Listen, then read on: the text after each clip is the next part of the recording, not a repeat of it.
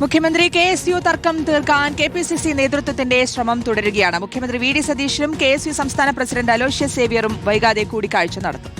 പരസ്യ പ്രതികരണങ്ങൾ അവസാനിപ്പിക്കാൻ കെ.എസ്.യു നേതാക്കൾക്ക് കെ.പി.സി.സി നിർദ്ദേശം നൽകിയിട്ടുണ്ട്. പ്ലീഡർ നിയമനം ചോദ്യം ചെയ്ത കെ.എസ്.യു നേതൃത്വത്തെ മുഖ്യമന്ത്രി പരിഹസിച്ചതാണ് തർക്കത്തിന് തുടക്കം കുറിച്ചത്. ടി.വി. പ്രസാദ് ചേരുന്നു. പ്രസാദ്, ഈ പ്രശ്നങ്ങളൊന്നും അവസാനിക്കണമല്ലോ. ഇപ്പൊ മുതിർന്ന നേതാക്കളൊക്കെ കഴിഞ്ഞ ദിവസം ഒളിയമ്പുകൾ ചെയ്യുന്നതൊക്കെ നമ്മൾ കണ്ടതാണ്. പക്ഷേ ഈ കെ.എസ്.യു നടത്തിയത് അത് കൃത്യമായി പറയേണ്ടിടത്ത് പറയേണ്ടിയിരുന്നു എന്നുള്ളൊരു അഭിപ്രായം മുതിർന്ന നേതാക്കൾക്കൊക്കെ ഉണ്ടെങ്കിലും മുഖ്യമന്ത്രി ഇപ്പോൾ ചെയ്തുകൊണ്ടിരിക്കുന്നതിനും എതിർപ്പ് പ്രകടമായി തന്നെ കാണാനുണ്ട്. അപ്പോൾ എങ്ങനെയാണ് ഇത് തീർക്കാൻ പോകുന്നത്?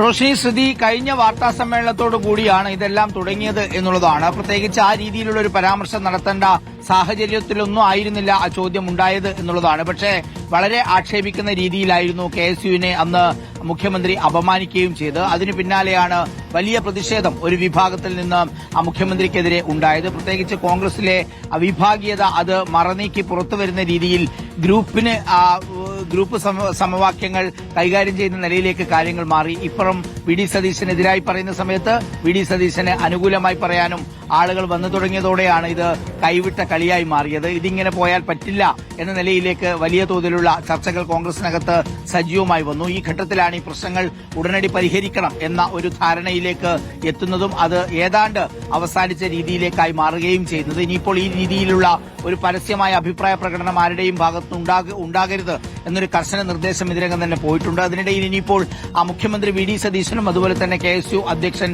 അലോഷിയും കൂടിക്കാഴ്ച നടത്താനുള്ള ഒരു സാധ്യതയും നിലവിലുണ്ട് എന്നുള്ളതാണ്. പരസ്യമായ ഈ ഒരു വിഴുപ്പലക്കൽ അത് വലിയ തോതിലാണ് സർക്കാരിനെയും അതോടൊപ്പം തന്നെ കോൺഗ്രസിനെയും ബാധിച്ചത് എന്നതാണ്. സർക്കാർ അധികാരത്തിലേറി 2 മാസം പിന്നിടുന്നതിന് മുമ്പാണ് ഈ വിവാദങ്ങളെല്ലാം ഉയർന്നു വന്നത്. നമുക്കറിയാവുന്നതുപോലെ CPIM ഭരിക്കുന്നത് പോലെയല്ല, കോൺഗ്രസ് ഭരിക്കുമ്പോൾ ഇത്തരം അഭിപ്രായങ്ങളും അഭിപ്രായ പ്രകടനങ്ങളും എല്ലാം സ്വാഭാവികമാണ്. നേരത്തെ ഉമ്മൻചാണ്ടി ഭരിക്കുന്ന സമയത്ത് ഇത്തരം എതിരായ അഭിപ്രായ പ്രകടനങ്ങൾക്കെല്ലാം നേതൃത്വം നൽകിയ ആളാണ് ഇന്നത്തെ മുഖ്യമന്ത്രി വി ഡി സതീശൻ. പക്ഷേ വി ഡി സതീശന് അത് സഹിക്കാൻ കഴിയുന്നില്ല എന്നുള്ളതാണ് കോൺഗ്രസിലെ വലിയൊരു വിഭാഗം നേതാക്കൾ പറയുന്നത്. എന്തായാലും ഈ പ്രശ്നം ഇങ്ങനെ നീണ്ടുപോവില്ല. എളുപ്പം പരിഹരിക്കാനുള്ള നടപടികളിലേക്ക് കോൺഗ്രസ് കടക്കുന്നു, വി ഡി സതീശൻ കടക്കുന്നു, ഒപ്പം കെ.എസ്.യു നേതാക്കളും കടക്കുന്നു എന്നുള്ളത് തന്നെയാണ് നമുക്ക് മനസ്സിലാക്കാൻ കഴിയുന്നത്. റോഷിനി, ശരി, പ്രസാദ് പറഞ്ഞതുപോലെ ഈ കൂടിക്കാഴ്ചയിലായിരിക്കും ആ പ്രശ്നങ്ങൾ ഉണ്ടാവുക. അപ്പോൾ ആരുടെ ഭാഗത്തു നിന്ന് അതിനുള്ള നീക്കങ്ങൾ തുടങ്ങുമെന്നുള്ളത് നമുക്ക് നോക്കാം.